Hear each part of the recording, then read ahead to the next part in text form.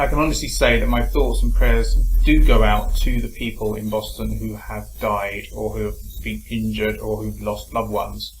It's very difficult not to be trite about that kind of thing, but I think that has to be the thing that you say at the top of anything like this, is that it really does matter, and yeah, I do care.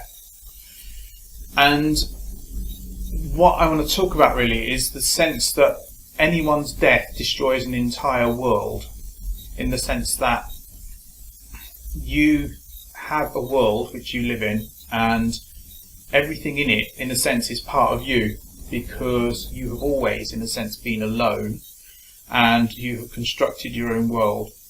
And for you to die means that that world comes to an end.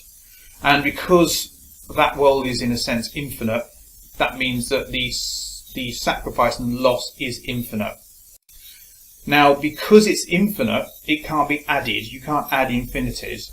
Any one person dying is an infinite loss. And as a result, although people might say we ignore what's going on in Iran, it doesn't get the same kind of attention, the deaths in Afghanistan don't get the same kind of attention, and so forth, that shouldn't subtract from the infinite value of the people's lives that have been lost in Boston. So the situation of the constant deaths in the Middle East are not irrelevant to this, but they are on equal footing. They're not on greater footing because they've been relatively ignored, although they should obviously be focused on. One of the things that disturbs me about the whole thing is that there's a sense of voyeurism. Showing the same clips over and over again because they're visually spectacular and they grab the attention, and I can understand that people might want or need to grab the attention to do that.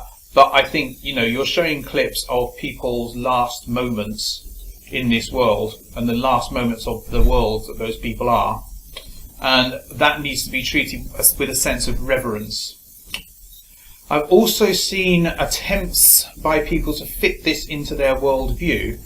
And I think that bereavement and death is something that trumps all worldviews. And it can't be fitted in, and you may want to have a quick, rational reaction to it and fit it into some sort of thing like a terrorist plot or a political thing or a cover-up or a conspiracy or whatever it is. But that's not apprehending the true horror of the situation and the true depth of that situation. It's not a human reaction, not an emotional reaction to it. One suggestion that I thought was quite possible was that if you are going to look at people in the mass like that, so it's like you count up the number of people that you've killed, you can place scorn and derision on the people who set up the bomb, because those people only killed 2 people so far.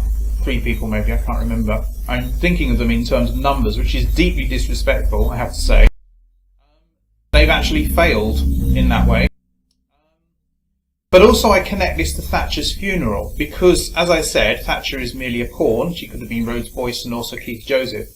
And there is a sense in which individuals are important, but on the political stage, individuals are not important. But on the human stage, when you're talking about people face to face, they are important. And the individuals are important because we have a personal relationship with them. The collective and numbers games are to do with logos, i.e. focusing on numbers to persuade people.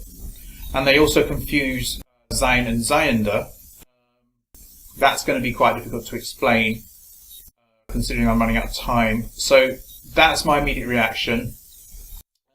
If you like this video, please rate, comment, share and subscribe, although I sort of feel like I shouldn't be benefiting from what is a very serious situation and an enormous loss to the people involved.